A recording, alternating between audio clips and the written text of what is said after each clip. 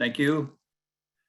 Good evening, everyone. Mayor Mahoney is out of town tonight, so as Vice President of the Council, I will preside over tonight's public hearing. Our first public hearing is on Ordinance 022-1, an ordinance of the Town Council of Chesapeake Beach, Maryland, adopting the annual budget for the general fund of the town of Chesapeake Beach for the fiscal year July 1, 2022 to June 30, 2023, and setting municipal tax rates. Are there any public comments on this ordinance?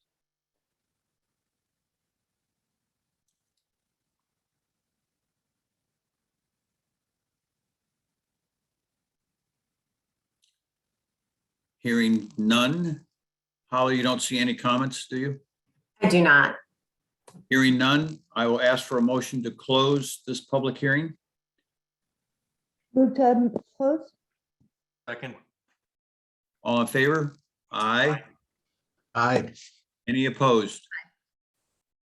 The public hearing on ordinance O-22-1 is now closed.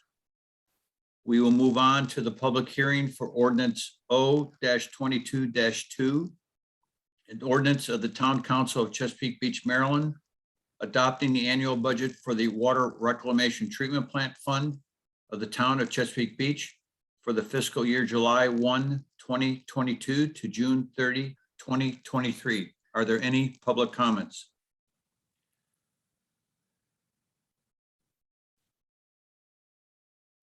Holly, do you see any? No. Hearing no public comments, I will ask for a motion to close this public hearing. So moved. Second. All in favor? Aye. Aye. Any opposed? The motion passes. So the public hearing for ordinance O-22-2 is now closed. We will move on to the public hearing for ordinance O-22-3, an ordinance of the Town Council of Chesapeake Beach, Maryland, adopting the annual budget for the mitigation fund of the Town of Chesapeake Beach for the fiscal year July 1, 2022 to June 30, 2023. Are there any public comments?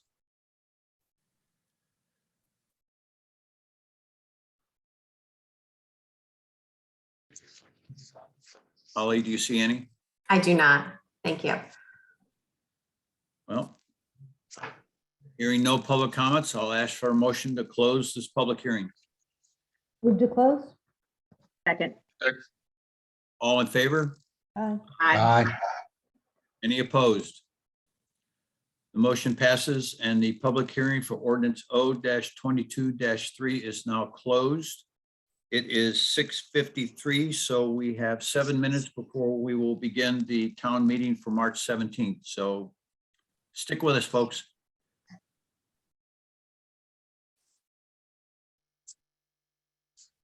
On my clock. Thank you, Holly. Good evening, everyone. I'll call a town council meeting for March 17th, 2022 to order. Happy St. Patrick's Day. Mayor Pat Irish Mahoney is out of town, so as VP of the council, I will preside over tonight's meeting. Given that it is St. Patrick's Day, I will prefer to be referred to as Larry O. Jaworski for tonight. We have a rather full agenda, so we'll try to move right along. We do have an amended agenda for tonight, and we'll get to that in just a moment. So I will call the meeting to order. Let the record note that all the council members are present. I will now ask for the Pledge of Allegiance. I pledge allegiance to the flag To the flag, of the United States United States of America, to the republic to the republic For which it for stands, which it stands, one one nation, under God, under God, indivisible, liberty, visible, liberty, and justice. liberty, justice for all. Next item is approval of the agenda. And before we get to that, I would like to propose an amendment to the agenda. I would like to add an item under the reports of officers, boards, and committees, an item J for the Ethics Commission. Do I have a motion to approve the amended agenda? Move to approve. Second. All in favor? Aye. Any opposed? The amended agenda is approved. Moving on, do we have any public comment on any item on the agenda?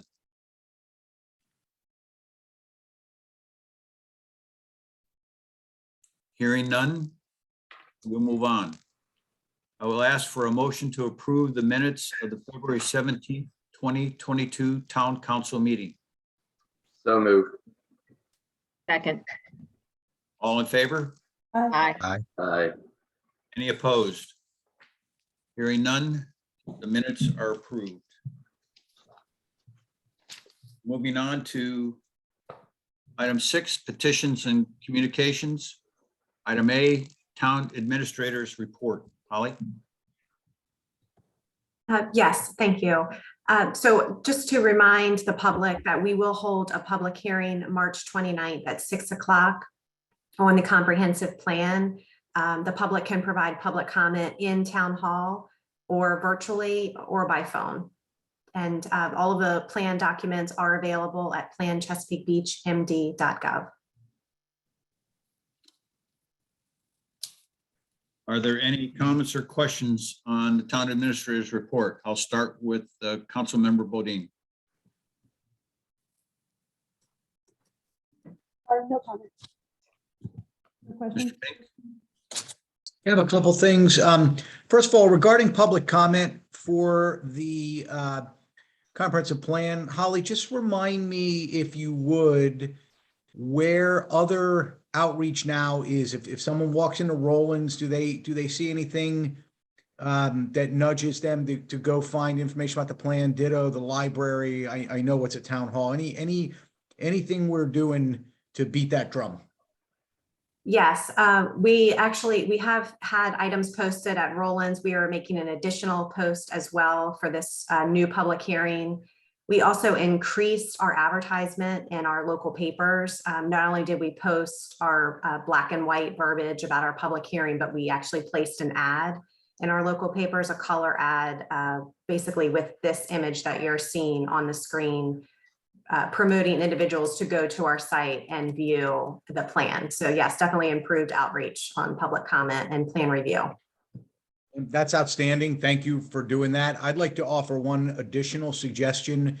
It may be too late for the March 29th meeting, but maybe not, is that we put a sign up in the same location that we oftentimes put, Extravaganza and Twin Beach Players, et cetera, advertising that meeting. I don't know if the cost of that is prohibitive or not, but that's just another thought.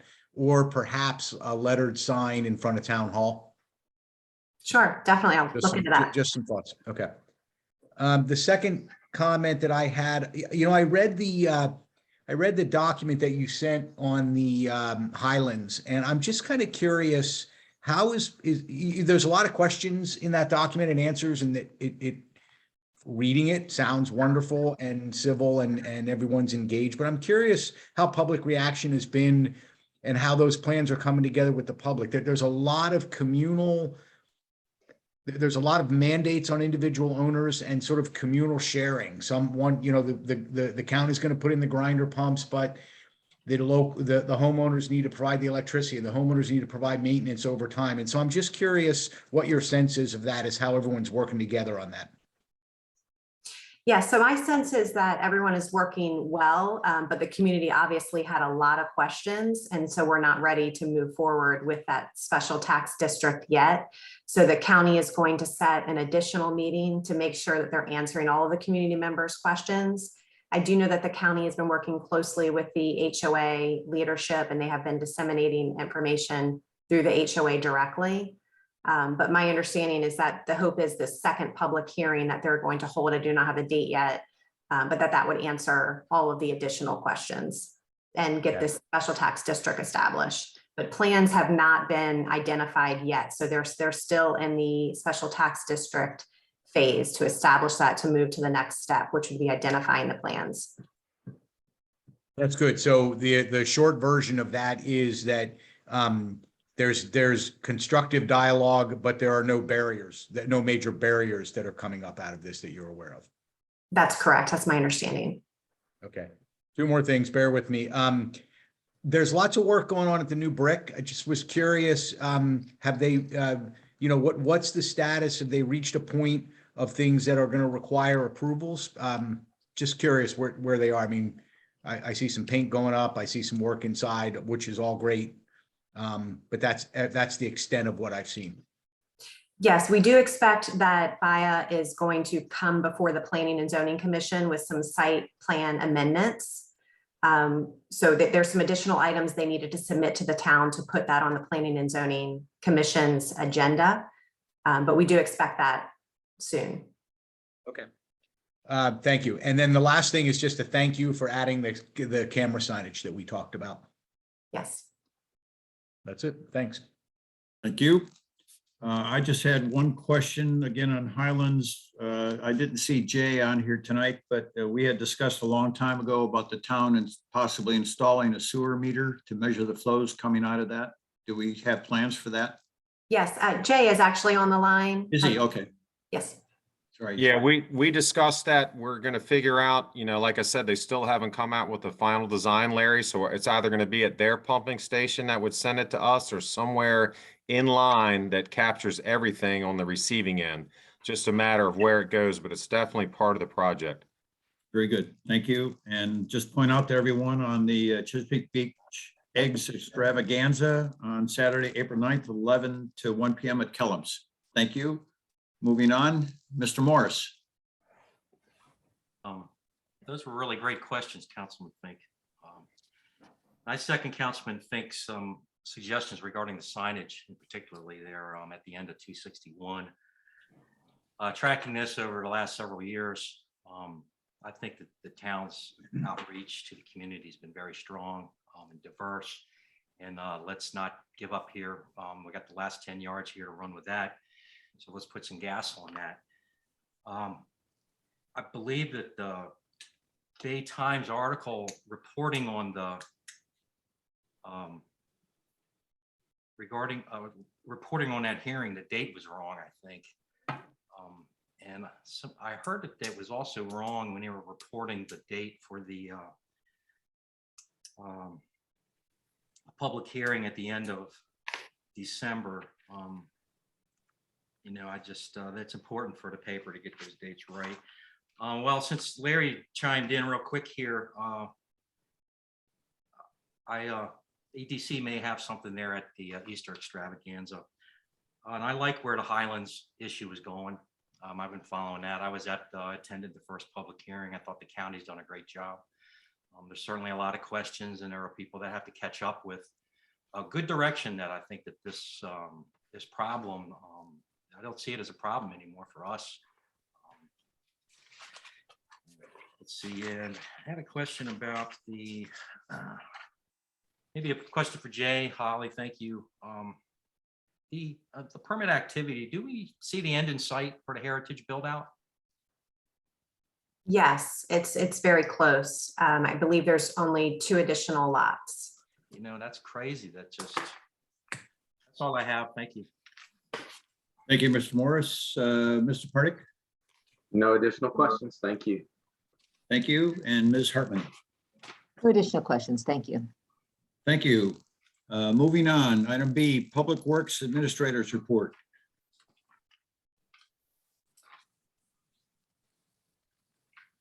Jay? Okay, I didn't know if everyone had read my report, but if you had and any questions, I can field any questions. I don't know where you want to start. We can start with questions. I'll start with Ms. Hartman.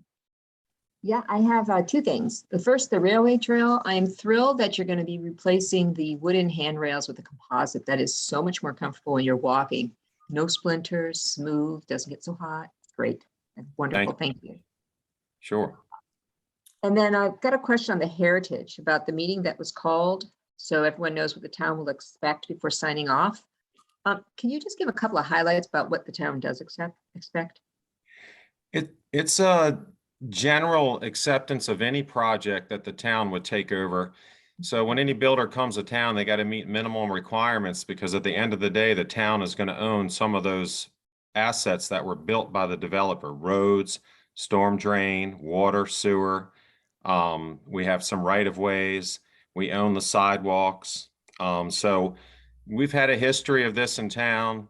It's the same developer, it's the same builder. And I just wanted to be clear, I invited all parties on site, showed them some known issues that I've been tracking, some resolved, some unresolved.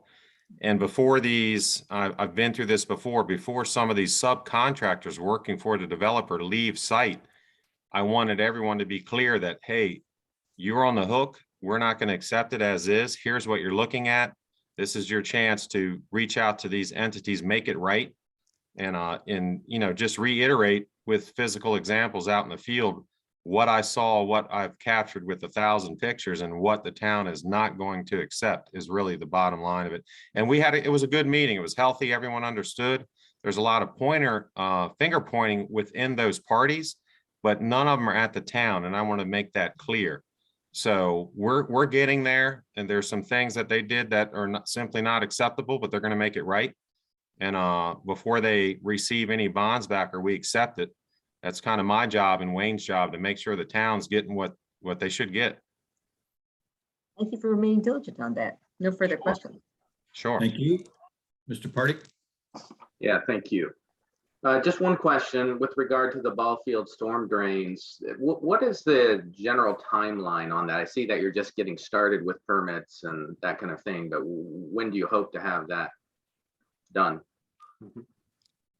The permitting process with MDE, Wayne might be able to speak a little more to it because it's going to involve, some of it's considered tidal and non-tidal. That's where it really breaks the line where this storm drain dumps out. The other thing is the supply. We can get HDPE pipe, but we might need C900, and that's 9 months out. So I'm looking at 2 different pipe materials, not just from a cost standpoint, but from an availability standpoint. But we were talking about this earlier, and we're looking at 6 to 8 weeks to hopefully have everything permit wise and maybe start ordering pipe. But hopefully this project moves along within a few months. All right. Well, thank you very much. Appreciate that. Sure. Thank you. Ms. Morris? Yeah, a couple of things, Jay. I'll tag along behind that, that last thing with the heritage. That meeting that Jay is talking about and he's got reported here, they're very important meetings. Kind of closure, transitioning to closing out these developments. And I know the town doesn't have space for these type of developments. Again, they may face things with apartment houses, apartments, things like that. But the 4 permanent entities need to be held accountable in town. When you come to town and you're building for profit, I mean, I really respect the job that Jay's trying to do there and meet with these developers and make sure that stuff is right. The town has all the leverage there. Jay, you mentioned the same developer, Heritage. That's not the Mike Repke group, right? I thought somebody bought that from him. And I did mention that, but that's not what I meant. I meant Ryan Holmes in particular, same builder, if you will. Yeah, Ryan is in there. That's right. Yeah, they knocked everything out. I'm sure people in that neighborhood are really happy. The MDE permit process issue. They're going to have comments and you're going to talk to them. You're going to make your application. They have the processes in place. But I want to emphasize that the Maryland Department of the Environment has to be flexible and creative in this new environment that we're in with rising sea levels and climate change. Old rules and constraints that they've had in place. Some are archaic as they are without sea level rise, in my opinion. They just need to transition with some of that. So I would, if we're engaged, when we are engaging them, and they've got that red tape stubbornness that we know that the state can have, that's definitely something I would underscore with them. And Jay, could you explain I'll give a little bit update on the surveys and at the storm drains, particularly at the ball field, please? Sure. And Wayne might be able to speak to that more. I'm But sorry, you said that. We can do that in Wayne's segment. That's fine. Yeah, that's fine. I apologize. That's all. Thanks, Jay. Sure. Thank you. Jay, just a quick question for you from my past professional life. Under the wet wells on the high run times at Fishing Creek, since the pumps seem to be okay, any idea what's causing the high run times? We never found that. That's one of the smaller pump stations that does not have a flow meter. So it's great to have run times, but I couldn't tell you if they actually pumped the amount of flow that would be equivalent to those run times. So it was like an anomaly. It was a one-day thing. We pulled them just to double check, never found anything wrong, and it hasn't happened since. So I can't put my fingers on it, but I'm not sure what happened. Well, hopefully it's a good thing. Thank you. Yeah. Mr. Fink, No further questions. thank you. Ms. Bodine, Oh, yeah, just a few, Jay. Hi. Hi. My first one is, how much more composite throughout town do we need to install? We've done about a quarter to a third of the railway trail. So we're getting close to past halfway. Lineal feet wise, I honestly don't know. But I can get you back at that number. And that also is not Bayfront Park. We haven't touched any of that. That seems to be holding up pretty well. This is just a rail trail, Valerie. I understand. Okay. So Bayfront Park, that does not need to be done in composite? Well, we did the decking. Remember, as contractor phased that in 3 phases, and that's held up well, the actual floor. The handrails out there seem to hold up better, but at some point we might want to move forward and make it composite. I agree. And then next, this is what we have on the water park this month. How's everything going? Are we going to be prepared? I know it's March, but time of capital projects for the water park at times. How's everything going at the water park? Anything that we should expect? I would say atypical stuff. We actually went over there today to unbolt the white slide pump, which we have a spare for. So we'll send that out. It's a 30 horsepower, 1,200 gallon a minute pump. But we've in the past bought spares. So that's kind of routine. We send it out, put the new one in as we get it rebuilt. There's nothing I've seen so far that's a red flag. But like I say, every year, until we actually put water in it and you increase 350,000 gallons of water, that weight tends to shift stuff. We'll see. But so far, nothing unexpected. Perfect. And finally, I'm going to go on the tot lots too. I had a resident, a green team member, provide me with photos of the flooding at the tot lot. I know we're redoing the tot lot eventually. What is the schedule for that? Because there was a lot of standing water there, a lot of flooding in the tot lot underneath the slides and things like that. Correct. And Holly and Wayne might be able to speak better to the schedule. I know we're moving forward with it, but one of the things we have to do first to relieve some of that standing water, if you will, is replace this inverted storm drain line, because over there now the storm drains hold water 24/7 up to the top of the inlet. And that's one of the problems. It's not a perfectly waterproof pipe, so it just remains saturated for days after a rain event. So it's kind of maybe focusing on getting the storm drain work done so someone can actually work in the tot lot too. So Holly or Wayne, would you have a date when we may start redoing the tot lot? Yes, so as Jay had just mentioned, we are working on, the first step is going to be that stormwater line that we're actually going to bring forward to town council to speak about in our April work session. We're going to have a plan for that. And that's going to relieve a lot of the water issues we're hoping off of both the tot lot and the field. And Wayne, his group is still bringing forward a scope of work to make the improvements to the tot lot itself. So increase the grading, raise it, address the stormwater issues there specifically. But our first step with that storm line across the Kellum's field is going to get us further. So I would say that's going to move forward. Hopefully, we do have to get an MDE permit. I know Wayne's group has been working on that. Wayne, did you say that was, I recall, approximately 30 days for that permitting process? It'll be longer than that. MDE has a 45-day review process. So we have the initial application prepared. We have to finalize some exhibits and we'll submit that. MDE will then have a 45-day review period for the initial application, after which they'll send back comments and we'll meet them in the field within that first 45 days. After that is complete, we'll address their comments and hopefully issue our permit. I typically find that MDE permits are usually 90 days at the quickest and sometimes as long as 6 months, but I would not expect this one to be that long. It is simply a storm drain outfall to repair an existing flooding condition. So I would expect it to be shorter than the 6 months that it could run. Thank you, Wayne. Sure. Okay, so the stormwater runoff may be taken care of, or the water, standing water by the storm drains. And then we're probably, sounds to me like probably a year out before we actually have the tot lot ribbon cutting. That's about what I'm taking away from that. Does that sound about right? About a year from now? Next spring? My opinion is a tot lot could go faster than the storm drain because a tot lot would not require the MDE permit.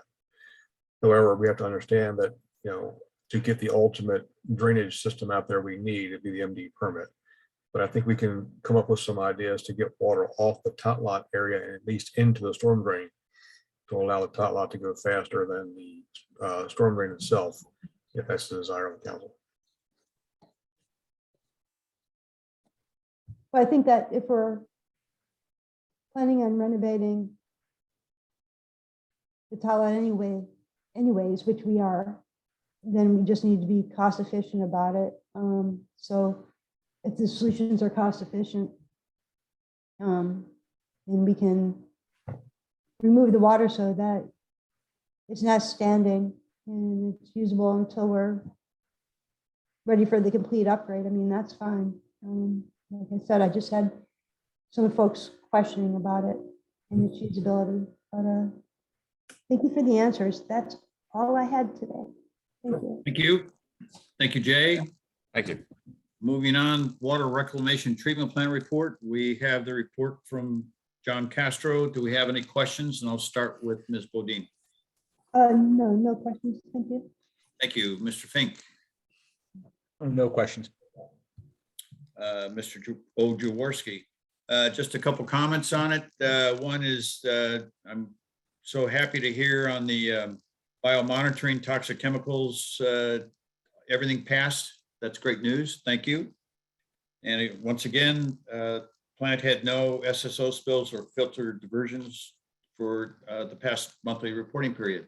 So again, congratulations, Mr. Castro. Mr. Morris. Yeah, no questions. Thank you. Mr. Pardick. No questions, thank you. Thank you. And Ms. Hartman. One question. Thank Your operator had left. Have you rehired for that position, or are you looking? Yes, we are in the process now of retooling staff, and we've hired 2 trainees right now. One is on a 6-month probation right now and should be off at the end of this month. We hired the other trainee, had started in his first couple of weeks, so he looked pretty good. So we're getting back. We've just been training and retooling. Nothing really happening in January or February. It's a short month, but believe me, things will be heating up like this rain. Yeah. Well, congratulations on the people you've brought in. That's all. Thank you. I will note that my application was denied. And rightly so. We'll Moving take a look on. at it, Larry. Yeah, thanks, We'll take John. another look at it. All right, buddy. Thank you. Code enforcement report. We've read Holly Connie's report. Do we have any questions? And I'll start with Ms. Hartman. No, I have no questions. Thank you. Mr. Pardick. No questions, thank you. Thank you. Mr. Morris. None from me, thank you. Thank you. I have no questions other than hang in there, Connie. I know it's been a very busy month for you on a number of issues, so hang in there. Mr. Fink? Positive support for Connie. Otherwise, no questions. Thank you. And Ms. Bodine? Oh, yeah, just, on the Seagate issue with the decks behind the homes, my understanding from what I've read is that one of the reasons this was actually able to be seen is because there were trees that were taken down. My question on this is, was there a permit for the trees to be removed? Yes, And- there was. Oh, hmm? Yes, there was a permit for the trees to be removed. And will they be replanted or mitigation of some sort? Yes, there is mitigation entailed in the permit. Is it going to be replanting or is it fees in lieu? I believe it's going to be replanting, but not necessarily in the same area. Okay, I don't know the details, but it's available if you'd like to see it. It's in the permit. oh, no, I don't need to see. I was just curious about what was, I know that that's what brought the issue to notice. And so I was just making sure that they're going to replant somewhere. And that's all I had.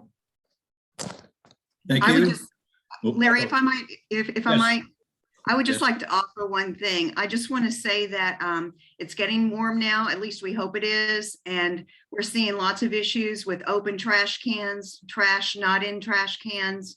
And it's getting to be rodent season. Birds are coming in, which leads to more trash laying all over the streets with unsealed trash cans.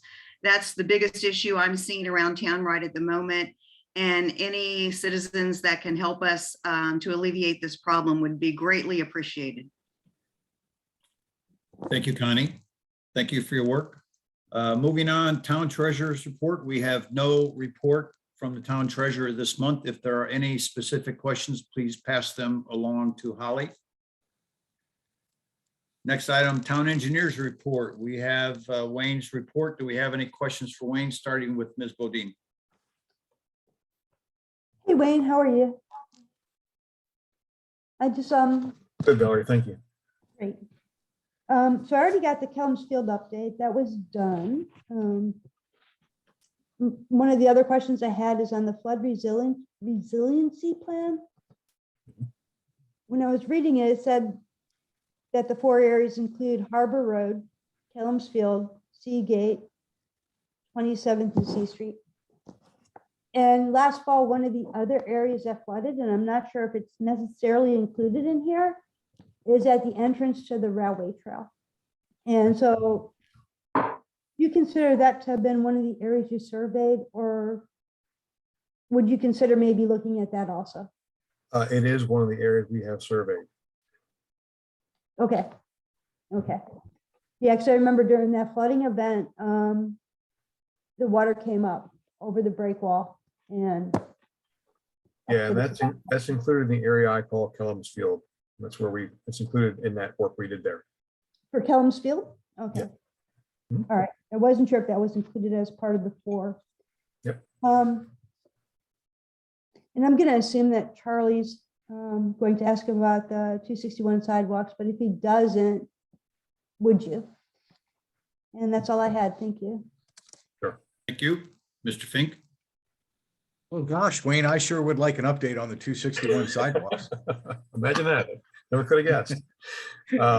All right, so we're still waiting for the state to give us our contract. I am working again with the State Highway Administration, NEPA gentleman, I can't think of his name right now, William Tardy, I think it is, to provide him. He has asked for additional areas of right-of-way taking.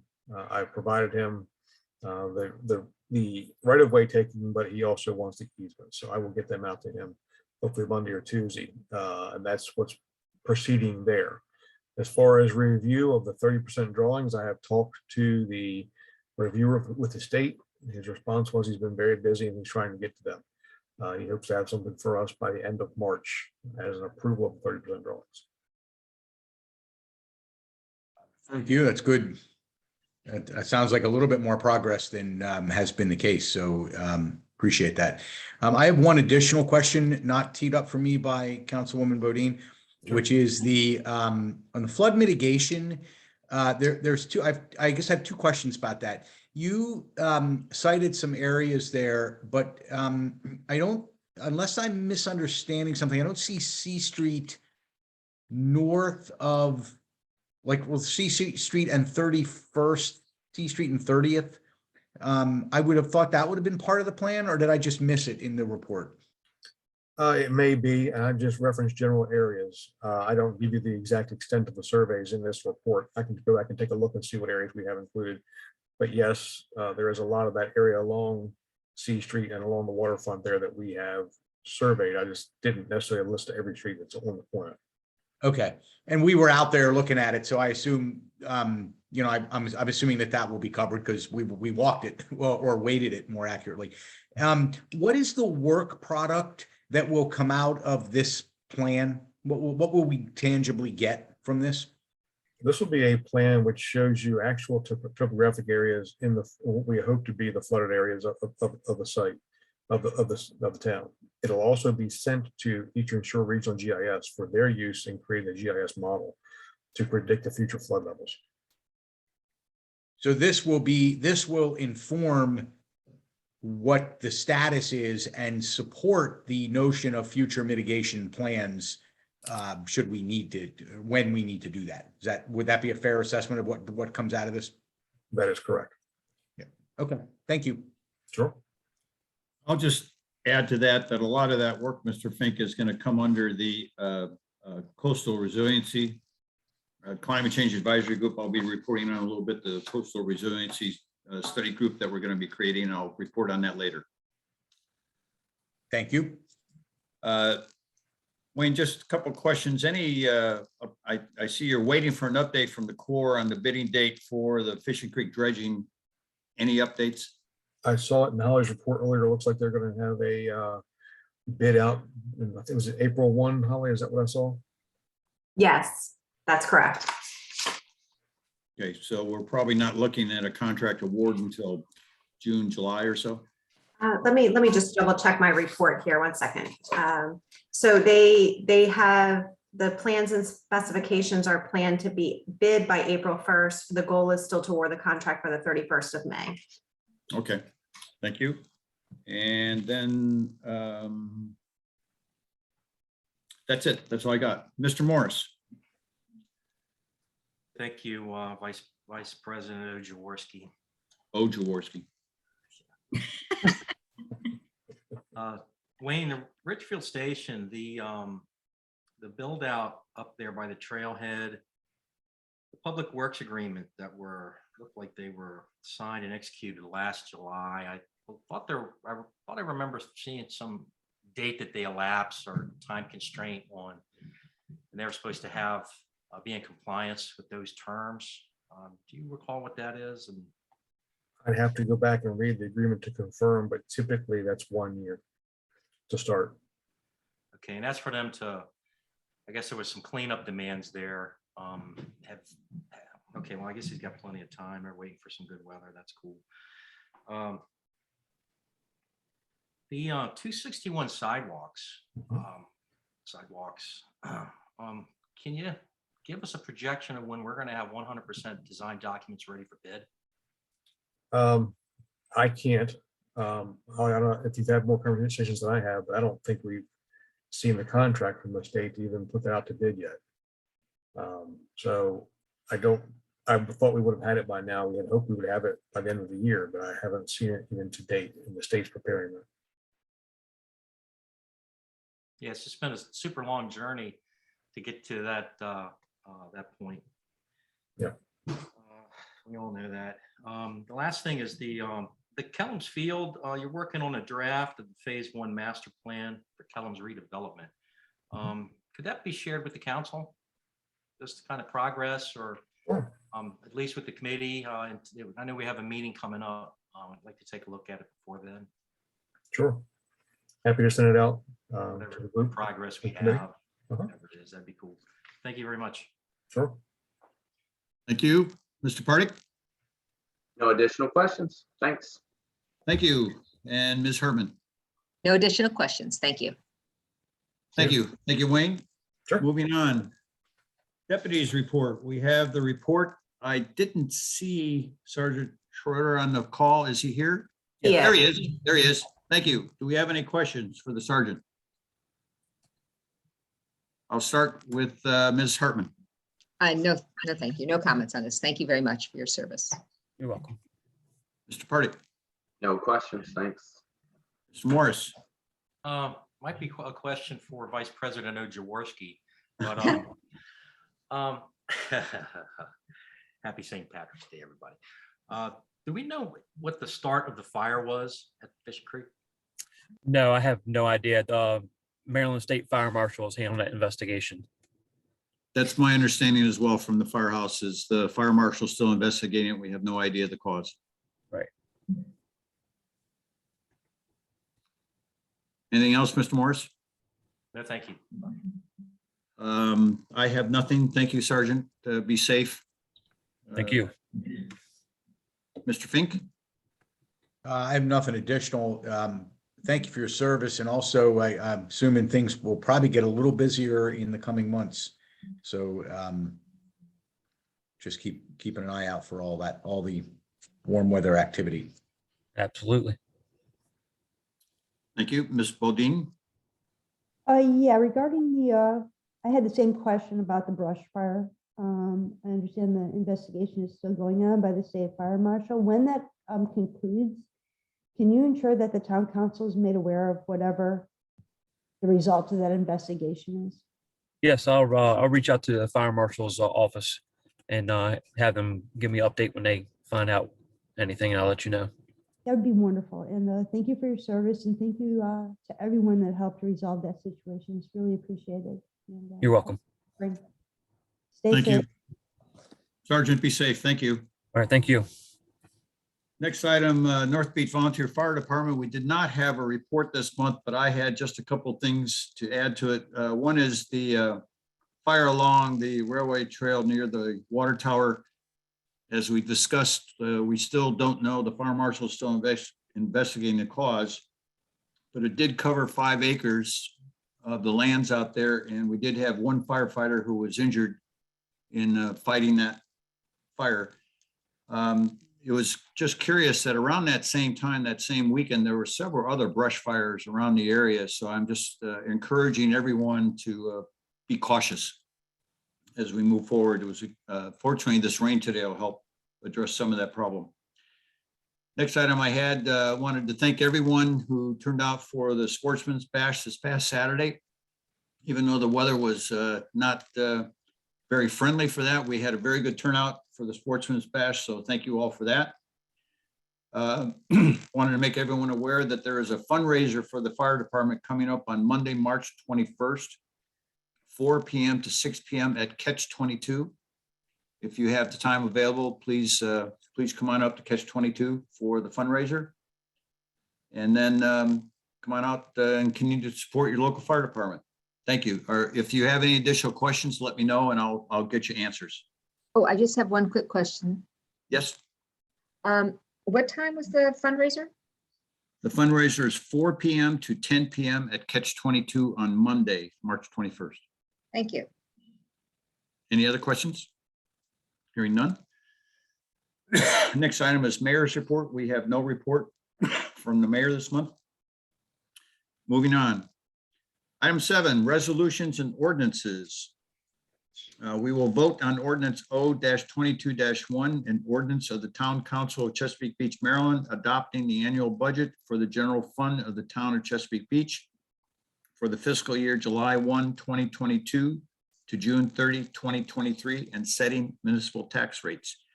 Motion to approve. Do I have a motion? Move to approve with an amendment. You want to advance your amendment, Ms. Bodine? Yeah, once I get a second, I will. Second. All right. So this is the motion, and then if I get a second on the motion, I'll explain, okay, for the amendment. It's move for fiscal year 23 in the Chesapeake Beach schedule of fees, that public boat ramp fees for season passes and in and out fees for Chesapeake Beach residents and Maryland residents be reduced to 0. And if I'll get a second, I'll explain. Do we have a motion to approve the amendment? I would second it just for discussion purposes, but I don't think we can do that. No, that's, you got it, Greg. Just for discussion, you second it, and then we can discuss and vote on the amendment. Now we'll move on to discuss the amendment. I'll So start with Ms. Ms. Hartman. Right, I think Valerie was going to do more explanation. Okay, I'll start with Ms. Bodine then. Yeah, so it has come to light that, and Holly can explain it further, that we are not required by the state to charge a boat ramp fee. If we don't charge a boat ramp fee for Chesapeake Beach residents, we also have to extend that same courtesy to Maryland residents. But my logic is this, is that I believe that our businesses will benefit from this along with our residents. Hopefully boaters will stop at Tyler's for tackle, Fast Stop for gas, and at our restaurants. And after a day on the water, they'll have a good time here in town. And I think that if we're encouraging kayakers and canoers, it's the kind of ecotourism that we desire. We are scheduled right now to have an income, according to this budget in fiscal 23, of $10,000 coming in to the town from the boat ramp fees. But I think by setting them at 0, and if we set them for 0 for the town residents, we have to set them for 0 with the Maryland residents. I think it's a win-win and a real benefit for our residents and for the state of Maryland and for our tourist industry here in town. So, and our economic development. So Holly, would you explain why the state of Maryland had a reversal in their decision? Oh, Thank you. Holly, any comments? oh, sure. So the state of Maryland funds the ramp repairs and has spent a significant amount of money actually repairing the ramps that are there existing, as well as doing partial dredges to keep the Fishing Creek channel open. So in that requirement that they fund that for the town, they require that the rates not be less for town residents. So their only requirement is that whatever is given to town residents also be provided to state of Maryland residents, since it is state funded. So DNR is very happy to hear of any decreased costs in ramp fees for state of Maryland and town residents. Okay.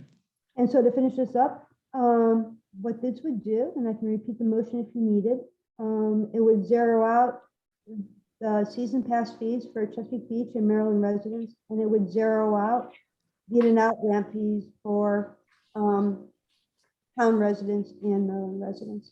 So that's the motion and the amendment. Thank you. Any comments on the amendment, Mr. Fink? Oh, Yes, but someone else was going to say something. I thought I heard someone jump when in. it's my So, turn, I'll talk. so initially I was opposed to this, but I think that Valerie made a really compelling argument, and I don't think I have any objections. I think I'm willing to support this. I just have one concern, and all someone needs to do is tell me it's foolish, and that is I have this vision that like the entire state, or maybe large chunks of people in Southern Maryland, will say, oh, free boat ramp, and rush to Chesapeake Beach. That's good for businesses to a point, but there'd be a natural limit to that might not be so great. And so I'm wondering if this gives us the flexibility at some point based on parameters to say we need to reinstitute the fees. And of course, we'd have to do it universally for both town residents and state residents. And is that a foolish concern? So I just put that out there for others, maybe who know more about it than I do, to comment. Even if O. Jaworski wants to give Valerie a chance to offer comments on that, I'd certainly be happy to do that. That's all I have. Yes, I would. Valerie, any comments? Sure. I understand. Those are valid concerns, Larry, or Charlie. They really are. And I think we can try it for 1 year and see if it becomes a problem. But I think the idea of encouraging ecotourism and then just an economic multiplier effect that could occur for our businesses, it's worth an effort to give it a go. And I was thrilled when we had it for Chesapeake Beach residents only. And if we need to open it up for Maryland residents, then my opinion is let's give it a try, and we can always revisit it next year if it turns out to be problematic. But I'm hoping it has a good multiplier effect. Thank you. I will support this amendment just from an economic development point of view. I think it's a good idea. My only question would be, do we need to offset the budget for the loss of the projected fees coming? I can't speak to that. I was kind of hoping that our treasurer would be here to speak to that. Right now is at $10,000. So we can do this a few ways. We can go into this budget voting for it with our eyes wide open, that we're anticipating a $10,000 loss from that income line item. Or I can make a second amendment that zeroes that out if I need to. I'll leave it up to the council to decide the best course of action, since the treasurer's not here to answer. Holly, any thoughts on that? Yes, Dale and I did discuss this, and Dale, I'll let you take that question. Yeah, I think He from is my, here. Sorry. yeah, I think from my perspective, we could leave the budget as is, but we would change the schedule of fees. That would be my proposal. And that's Okay. what the motion says, is just a schedule of fees. Okay, very good. Mr. Morris. Yeah, a few things there. I agree with Dale. I think we just need to change the schedule of fees there. We just won't have that $10,000 income, and I'm good with trying that out for a year. Could be some benefit to doing that. It's good for economic development. As it was previously said, it sounded like I thought that the amendment was just to make the town of Chesapeake Beach residents fee zero, but the amendment needs to be zero for anybody. Or do we just simply change the schedule and we don't need to, do anything else? The motion was for and I can read it again if you need. It was to zero out the fees for Chesapeake Beach and for Maryland residents, because they cannot be different. Yeah, according so to the it's state. simple. That sounds like that could be simply done, not a big deal. There is a little more to meets the eye to doing that. We've got a certain number of parking spots there for the trailers. I know that we're evaluating the use and really probably the wisdom of having so much ground covered by those, taken up by those trailer spots. I know that through the committee and the town was eyeballing a small cluster of spots that, I think that we could lose and really not affect availability possibly, but I know those lots they're filled. There's a lot of people there when the weather's good, and that's good for the town. It's good for all the businesses in town. Just not, other than my concern with the parking spots there, I think it's also a good test for that Kellum's area, just to kind of, you take the yoke off of that, so to speak. We have more people coming in. We can get a little picture of, what that looks like during a year. So I can be in support of this. I think it's a good idea. Thanks. Thank you, Mr. Pardik. Yeah, thank you. So I'm going to echo some of the concerns that have already been expressed. I think it's a good idea. I like the idea. I generally support it. What came to mind when I first heard about it, again, was the parking, and whether, there would be a lot more people trying to use those ramps and therefore trying to park in that area. And we do have limited parking. And I don't know if there'd been any discussion or consideration of that type of impact, and how sensitive that is to fees being charged to a boat ramp anywhere in the state. The other question I had was ecotourism.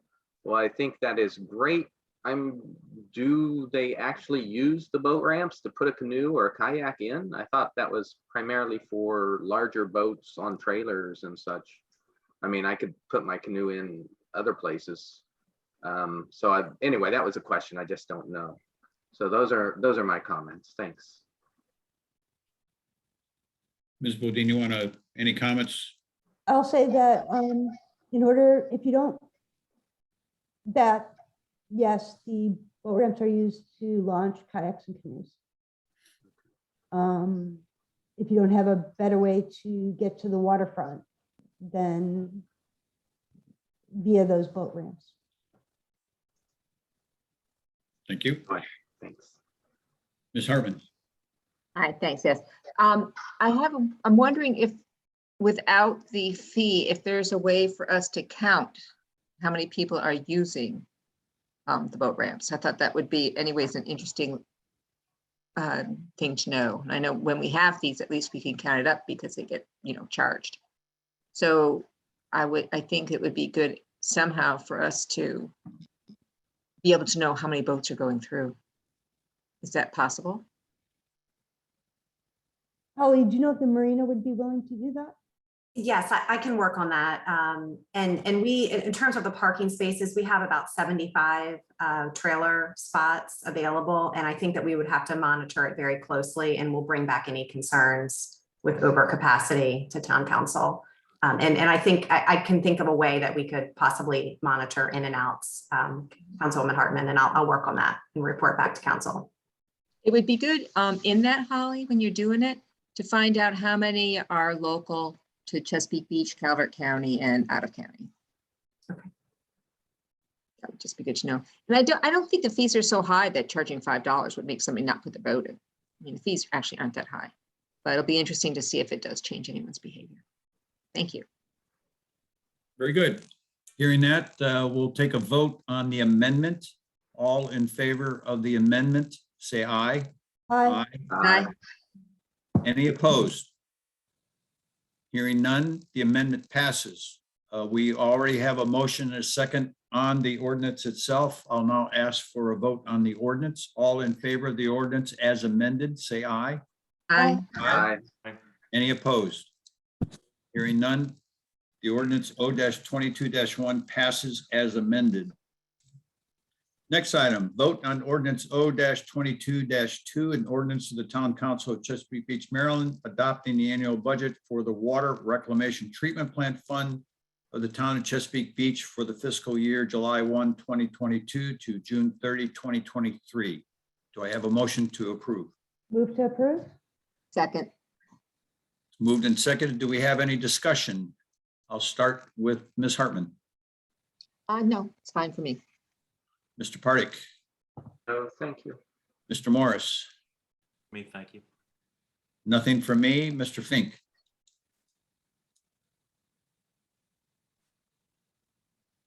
Mr. Fink, Nope. thank Nothing. you. Ms. Bodine, No comment, just, I'll make the assumption that this has been, I know it's been vetted by our partners, but it's been approved by our partners, so. Is that correct? The Valerie, the partners have until May 15th to come back to us. They haven't. We've had meetings with them and we've even talked about the budget, and they haven't had any questions or concerns. Yeah, they've shown no trepidation, so that's all I have. good question. Hearing no further discussion, I'll take a vote. All in favor of approving ordinance O-22-2, say aye. Aye. Aye. Any opposed? Hearing none, the motion passes. Next item, vote on ordinance O-22-3, an ordinance of the Town Council of Chesapeake Beach, Maryland, adopting the annual budget for the Mitigation Fund of the Town of Chesapeake Beach for fiscal year July 1, 2022 to June 30, 2023. Do I have a motion to approve? No move. So moved. Second. Moved and seconded. Is there any discussion? I'll start with Ms. Bodine. No. Mr. Fink, No. nothing for me. Mr. Morris, Questions? Mr. Pardick, No questions, thank you. And Ms. Hartman. No questions. Thank you. Thank you. No further discussion. All in favor of approving the motion, say aye. Aye. Aye. Any opposed? Hearing none. The ordinance O-22-3 is approved. Moving on, report of officers, boards, and committees. Planning and Zoning Commission. Is Mr. Brown with us? Yes, I am. Thank you, Mr. Brown. Well, the report is with your package. We're making progress on the zoning amendments. The last planning and zoning meeting, there were very few questions, so it looked like we could complete it rather rapidly. I have had a whole list of new subjects submitted by one commissioner that we have to work through. So, but hopefully we'll get the recommended zoning changes to the council here very soon. Very good. Any questions for Mr. Brown? I'll start with Ms. Hartman. None for me. Thank you. Thank you. Mr. Pardick, No questions, thank you. Mr. Morris. Yeah, Larry, thank you for being here this evening. And all the work you group's putting in. Has there been any discussion or plan regarding changing the zoning map after approval of the comprehensive plan? The zoning map is part of the recommendations that will forward with the zoning code changes. So the two will come to you together. Okay. Has the Planning and Zoning Commission heard from the Town of Chesapeake Beach Business Coalition since we had that moratorium meeting, I believe, when we had heard from them last? The only thing we have heard is from the Economics Committee, the Town Council Committee. That's you and Mr. Jaworski, Councilman Jaworski. We haven't heard from the Business Council. Well, there was a business coalition, group of businesses that had formed. I know that they were in opposition to some of the changes that were being considered. So I was just wondering if we've heard from them at all. No, we haven't heard from them as a group. Okay, well, yep, thanks, Larry, and thank you again for your help, and please pass on my best wishes to your colleagues. I will. Thank you, Mr. Morris. I have no additional comments or questions from Mr. Brown. Mr. Fink. Nothing additional. Thank you. Thank you. And Ms. Bodine. Hi, Larry. Thank you and the commission. As always, I think you're doing a good job. And thank you for the list. I'm not sure who provided it. Of those items that were voted on or not voted on unanimously, those where there was at least one dissenting vote. I think that'll really help focus our efforts. And so I want to thank you for that time and effort that went into that. I'm not sure if it was you or Sharon or whomever, but thank you. That was a request coming out of the last meeting. Other than that, no questions on your report. Thank you. Thank you. Mr. Brown, thank you for joining us tonight. Moving on, Board of Appeals, no hearing was held. Next item, Chesapeake Beach Oyster Cultivation Society, Mr. Bacon. We have your report. Are there any additional comments you'd like to make, Mr. Bacon? Yes, I would. The important one is the plaque that's being dedicated on the 29th of April. This plaque is being dedicated as a result of some work we finished here on the relocation of parts of the old 261 bridge. It's in combination with a special plaque that is being dedicated by the Garden Club for Nancy Boiler. And it's going to happen on April 29th. And it's going to be a real nice ceremony. And I encourage everybody to come to that. We already have enough volunteers to take care of the Northern Elementary School, reef ball participants. And so that's going to start next month also. Thank you. Mr. Bacon, what time is that dedication?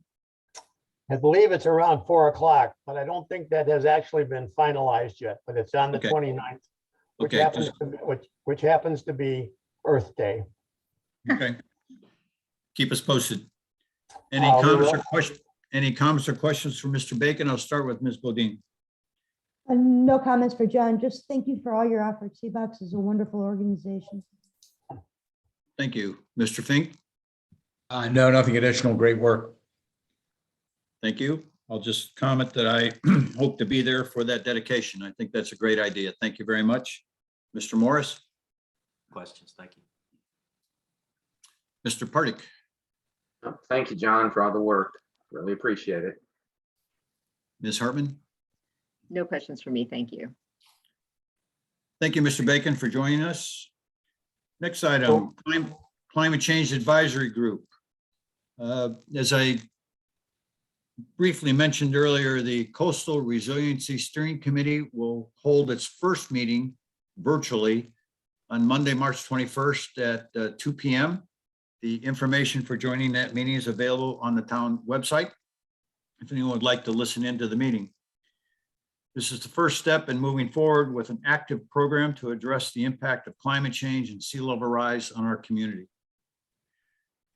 Other items, I'll meet with town staff next week to discuss how we might be able to use ARP, American Recovery Plan funding to support the coastal resiliency efforts.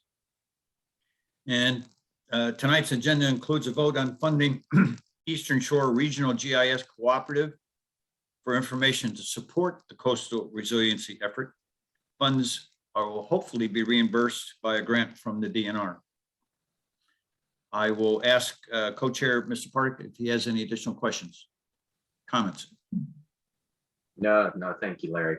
Appreciate it. Any comments or questions from the group? Just chime in. Yeah. Hearing none. Economic Development Committee. Got my note here. EDC is moving forward with reaching out to local businesses to discuss how our town can support our local businesses and how they can support our town. With the negative impacts of the COVID pandemic hopefully on the decline, our town must work closely with local businesses to support them during the upcoming tourist season. I will represent our town at the annual meeting of the Maryland Economic Development Association in April. And the next meeting of the Calvert Economic Development Authority is scheduled for Monday, April 11th. And the next meeting of the Calvert Economic Development Advisory Committee is scheduled for Tuesday, April 12th. I'll ask co-chair Mr. Morris if he has any additional comments. Yes, Larry, thank you. Guess we can underline eliminating but the launch fees. That's good economic development. The EDC is going to have a table at the May 14th Town of Chesapeake Beach, the Health and Wellness fair there. I wanted to mention something, and I probably should kind of filter through Holly before the meeting, but I don't think there's any harm. I know there's been some online scuttlebutt regarding the car show that North Beach used to host and the farmers market and all of that stuff. We all knew a lot of people did enjoy that. I'm going to want to discuss with Town Hall the possibility of maybe hosting, just examining the logistics and interest of maybe trying to host an event like that, not a summer-long thing, just maybe one date, give it a shot and learn some more things about the Kellum's area over there and how to best use it. It could be a nice day for anybody that's going to come down there, and the businesses would appreciate that. And I think it could be good economic development. I want to underscore the town's efforts with the extravaganza, the Easter event that they're hosting there. And although it was brief, a couple hours there, I want to commend the folks that are working on that. It's going to be a small town Easter celebration. It'll be brief, but it'll be small town. And I know when my kids were little and we hosted, they were exclusively small town events.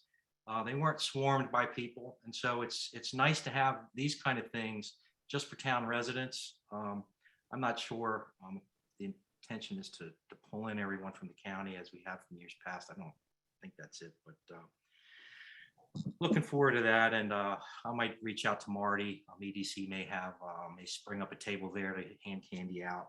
I'm not sure. That might be fun, especially to be outside if the weather's good. It'll be a good day for the town. And I think that's all that I have. Appreciate that. Thanks, Larry. Okay, thank you. Moving on, Green Team, Ms. Bodine. Yeah. First of all, I just want to thank all the volunteers that helped make the Bees and Pollinator Garden Talk by Sam Drogi such a success. We had about 60 to 70 people come out for that talk. And the introduction was done by Mike Hunninghake, who is the program director for Sustainable Maryland. And I was fortunate enough to, after the talk, spend some time with Mike. I took him along the railway trail.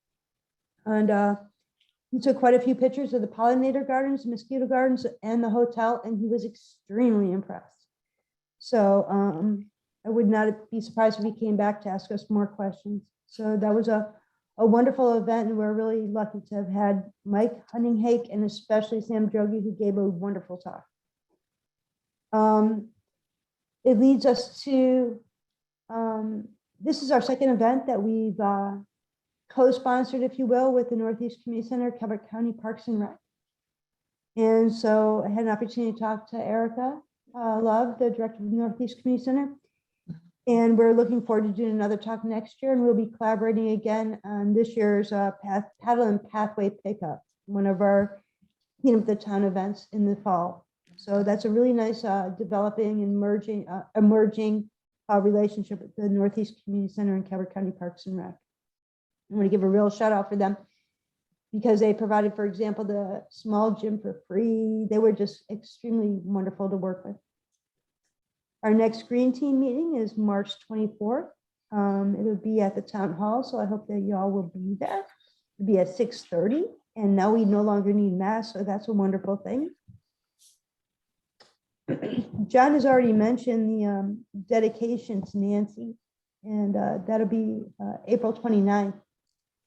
And I believe it's also Arbor Day, which is one of our Tree City goals, is to celebrate Arbor Day. And I can't think of a better way to celebrate Arbor Day than through Nancy.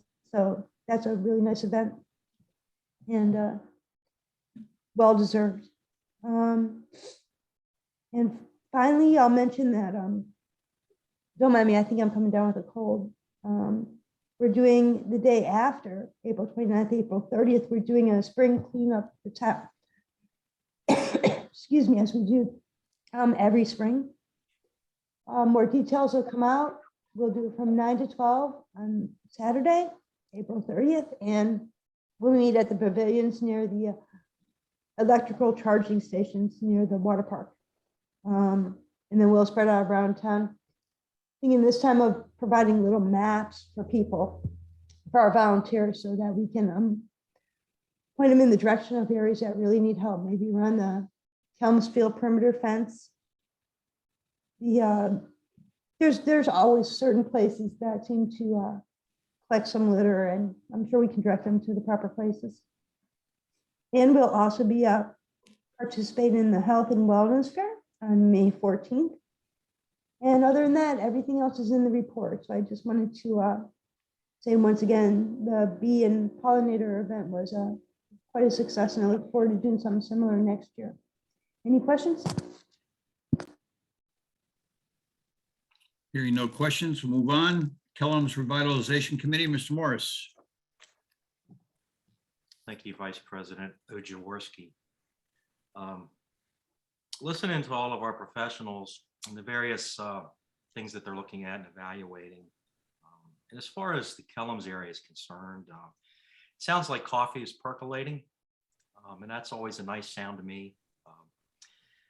The committee's got a meeting with Town Hall soon. looking to get updated on some things and kind of see what, get a taste of coffee. So we're certainly looking forward to that. So we'll have, I'm going to guess next month we'll have a little more to update regarding that. Councilman Fink? The only sort of addition I have is I just want to get people thinking about it. Greg and I have talked about this a little bit, but there's number of projects going on right now between Public Works and the town engineer in understanding, what is going to be possible at Kellum's Field and improving what's going to be possible with some of the stormwater management and so on. I'm, just going to, and I think that's great. And we're going to get those results. Those results are not a call to action. They're a groundwork on which we can then begin to investigate and make decisions. And I'm going to really encourage us to do that on a holistic basis once we know a little bit more about those things. So stay tuned for that. Thank you. Moving on, Twin Beaches Opioid Abuse Awareness Coalition, Mr. Pardick. Thank you. The Twin Beach Opioid Abuse Awareness Committee has not had a meeting since our last town council meeting, although we continue to participate in the planning of the Twin Beaches Health and Wellness Fair. And again, really appreciate all the work that Holly and Carla have been doing to help us get organized with that. And of course, all the participation from my colleagues on council in terms of sponsoring booze at this, as well as with Calvert Health and Calvert County Health Department are all very involved in this. And so I think it's going to be a great health and wellness fair. We should be having more details coming out probably in about a month or so. And so stay tuned on that. The committee is also starting to gear up for planning for the International Opioid Awareness, Overdose Awareness Day, which is August 31st, and then September, which is Recovery Awareness Month.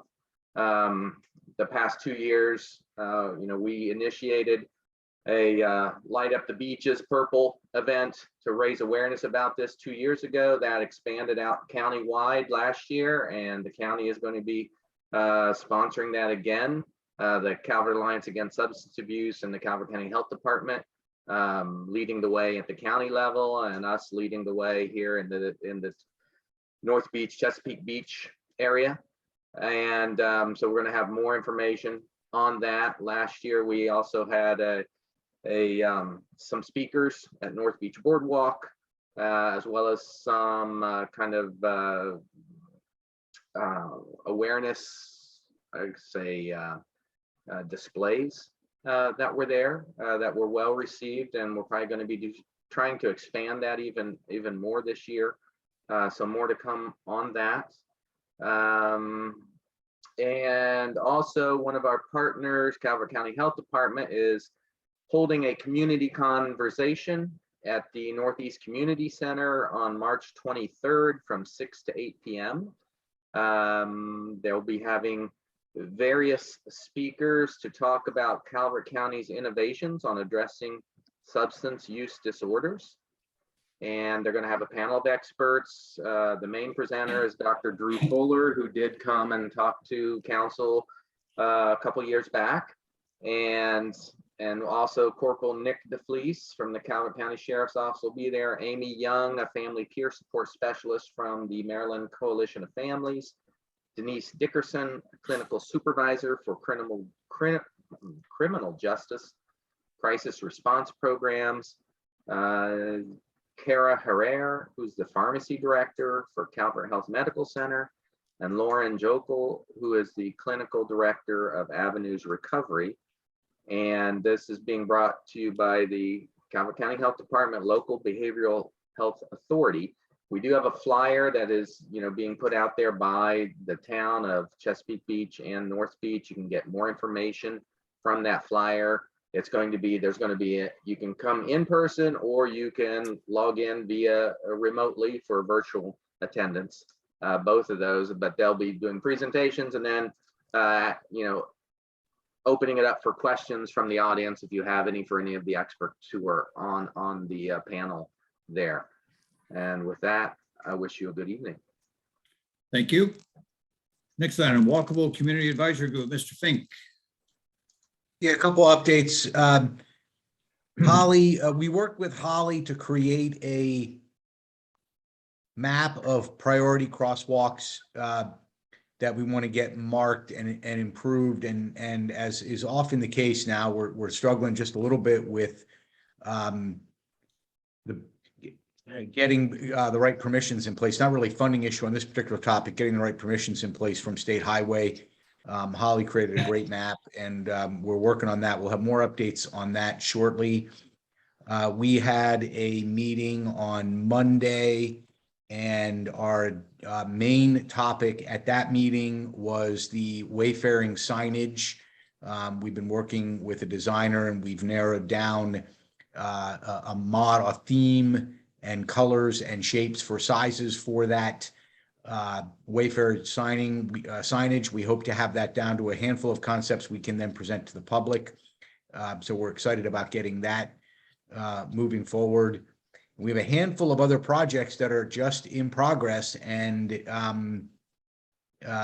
moving at about the same pace, well, maybe a better pace than the 261 sidewalks, but at a pace that just involves one step at a time. I would say 1 foot in front of the other, but that would be just not that funny for the Walkability Committee. And with that, I will pass it to my co-chair, Peggy. Yeah, I think it's a lot to go through the design of the signs. There's a number of things to take into place, and we're really looking forward to getting feedback from the public on what they think, and possibly from the council as well, what you think. Thank you. Thank you. We added an item, Ethics Commission. I will handle that report. Our town has been informed that Mr. Phil Keat has stepped down as chair of the Ethics Commission. On behalf of Mayor Mahoney, the council, and the entire town, I want to express our sincere thanks and appreciation to Mr. Keat for his 5 years of dedicated service on the Ethics Commission. Thank you, Phil. Our town has also been informed that Mr. Peter Farrell will serve as chair of the Ethics Commission. Mr. Farrell is well known to our town. We welcome him and look forward to continuing to work with him and the Ethics Commission. One of Mr. Keat's final actions as chair of the Ethics Commission was to acknowledge the extraordinary service. Are you paying attention, Sharon? Extraordinary service provided by Sharon Hum to the Ethics Commission. In Mr. Keat's words, none of our accomplishments during the past 5 years could have been achieved but for Sharon's support and assistance.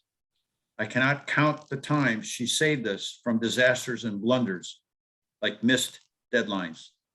Congratulations, Sharon, and thank you for all your help. Larry? Yes. Did Phil give a reason why he was stepping down?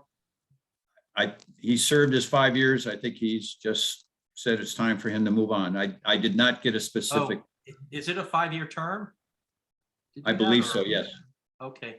Holly, is that confirmed 5-year term? He's just not gonna be part of it again moving forward? I think that the terms vary by member, but yes, he gave ample notice that he was no longer going to serve as chair of the commission. Yeah, that's disappointing.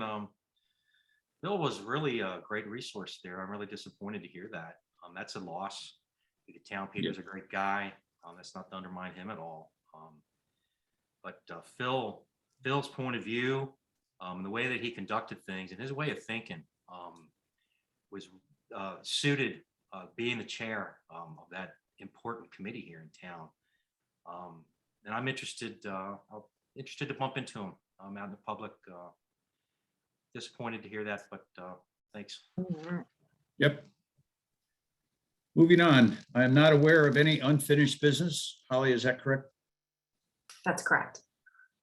Next item, new business. First item, town council to consider awarding a contract to Eastern Shore Regional GIS Cooperative, ESRGC, in the amount of $12,624.86 from the FY22 general fund. These costs will be submitted to the Department of Natural Resources for reimbursement in accordance with the town's grant agreement. As I mentioned during the report on the Climate Change Advisory Group, this is part of the effort on the coastal resiliency study. So I will first ask for a motion to award contract. So moved. Second. Moved and seconded. Any discussion? I'll start with Ms. Hartman. Yeah, I have a question on the timing of it, because it said that the period of performance is until March 25th, 2022. If I'm looking at the right thing. So Which page are you looking at? page 2, Article 1, definitions.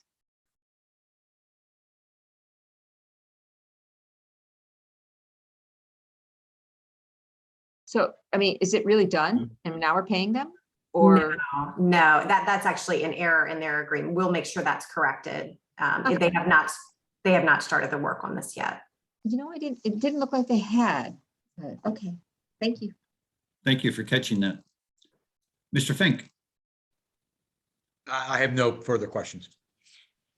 I'll just add the What are you additional randomly comment. going around here, Jaworski? Oh, yeah, I'm sorry.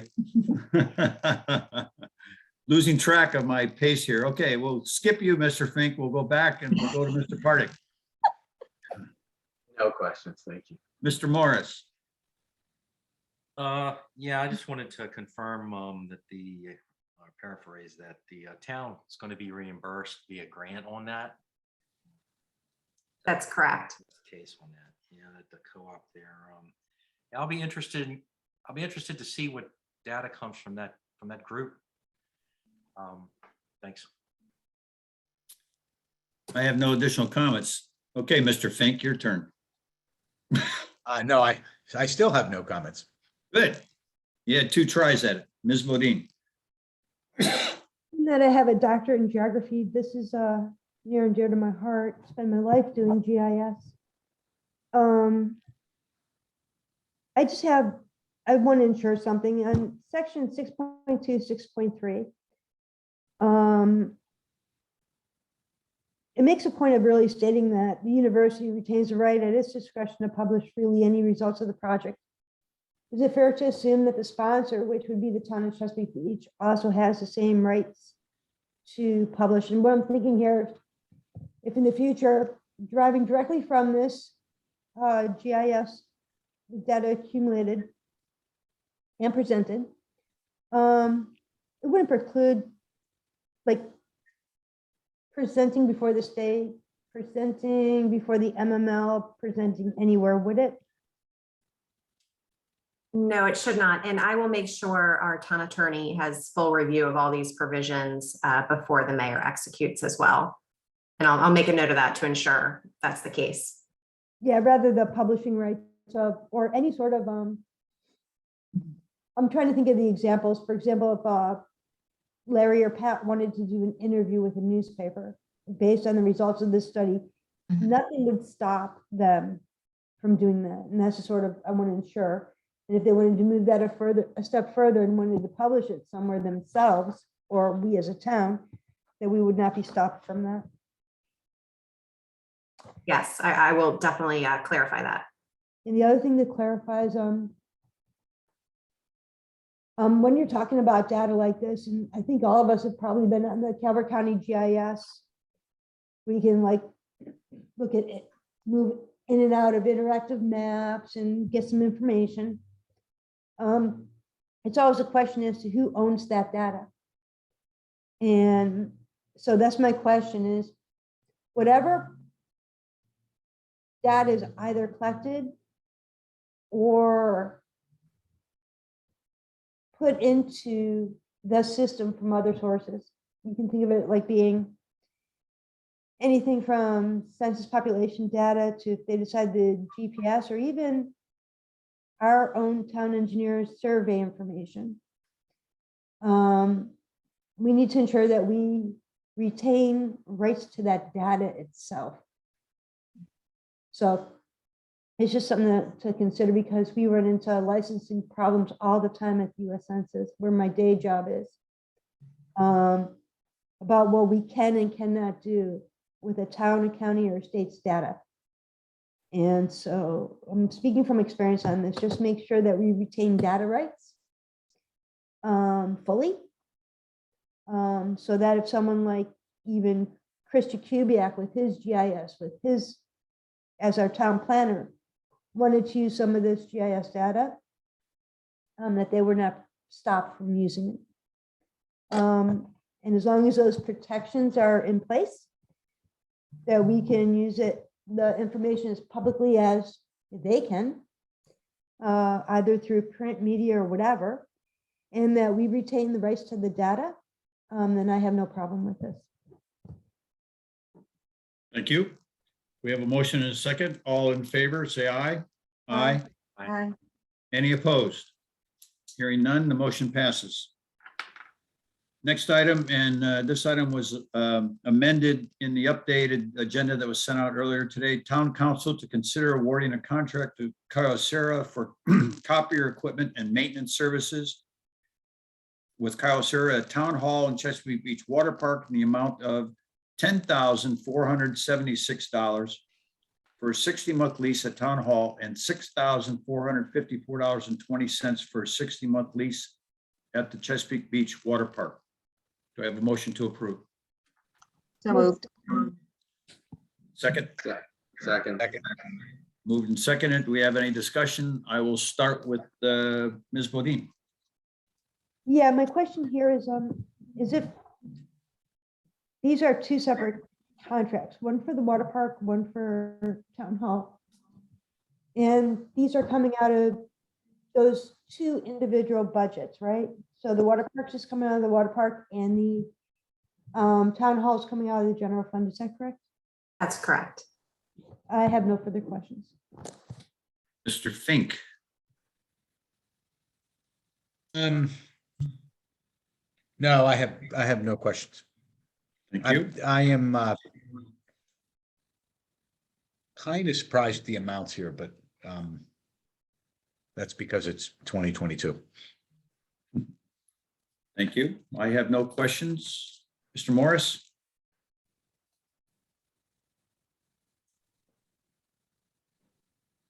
You're on mute, Greg. Sorry. Yeah, there's a disparity in amounts there. I wanted to point out. It's interesting because town hall, it operates 12 months out of the year. Where, and I would presume would have more paper, more use. Maybe that's why it's a little higher for 9709, and the water park, which needs their copier for maybe 4 months out of the year. It's interesting. That's all. There's a lot of information in that packet. I was wondering if we knew how much those units are brand new. Yes, I did collect a purchase option. The town hall machine was about 8,000 and the water park machine was about 6,000. However, that calculation, once you factor in maintenance, is better to lease and have a fully equipped machine that can be replaced should anything happen to it. I certainly agree with the logic. I just let me see the fees here. Do they include servicing? They do. And they do. Okay, thanks. That was it. Thank you. Thank you. Mr. Purdy. No additional questions. Thank you. Thank you. And Ms. Hartman. My question is just general. Who's doing it now? Reliable is doing it now. And the main reason why Kyocera is such a drastic price cost, I know Councilman Jaworski had asked me this question prior to the meeting, but we are able to join a agreement of costs that they have set for the state of Maryland. So the town is able to benefit from that cost savings. Oh, cool. Thank you. No more questions. We have a motion and a second. All in favor of approving this contract, say aye. Aye. Aye. Any opposed? Hearing none, motion passes. Moving on, public comment. Do we have any public comment?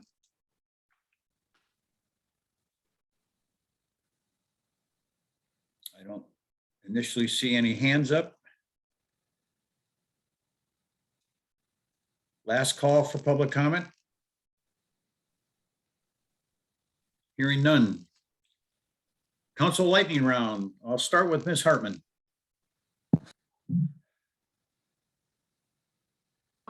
I just want to say I am really looking forward to meeting in person again. Actually, for me, for the first time, really, except that one little meeting we had. It's going to be interesting to see if there's a increase or decrease or the same efficiency in running the meeting. Thank you. Thank you. Mr. Pardick. Yeah, I just wish you all a great evening, and thanks to everyone who's out there in the audience who attended the meeting. Appreciate that, and look forward to seeing you all next month at Town Hall. Thank you. Mr. Morris.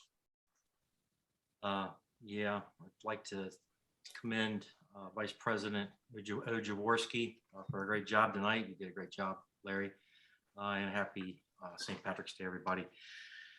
Per Jay tonight, it was an interesting comment Jay made. I know many of us have been in the town for a long time here with the water park, and who would think that filling of the lazy river would not be for the faint of heart? That's always a nice milestone for the town, as the season approaches. We know tonight's not going to be the last virtual town meeting. Some of this virtual stuff is here to stay. It's such an easy way to meet, and it's a great tool. I do want to underscore it's a tool that we're using there.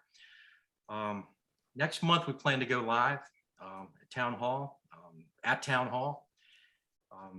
And just for me, it's going to be amazing for me to be back in the chamber again, serving the voters and the taxpayers, serving with this body. And it's something that I deeply respect. And so on that, cheers, April 2022. Let's go. Thank you. Thank you. Just add a couple comments. Some of them have already been stated. One, just for the public, Town Hall is open. Masks are optional for now. Hopefully we can continue that going forward. As we discussed earlier, there will be a public hearing on the draft comprehensive plan Tuesday, March 29th at 6 p.m. That meeting will be both virtual and in person. So you have two different options on how to join that meeting on Tuesday, March 29th at 6 p.m. And then as Mr. Morris just mentioned, right now the plan is to resume in-person meetings at Town Hall in April, and here's hoping that that actually comes to pass. So thank you all for joining us tonight. Mr. Fink. A couple things. First of all, Peggy and I attended a ribbon cutting at Ward Farm Park. And, when I first started, I take some back roads to get to Dunkirk to go shopping. And when I first started driving through there and saw the construction start, I thought, oh no, they're building a bunch of houses. But in fact, what they've done is built a beautiful park.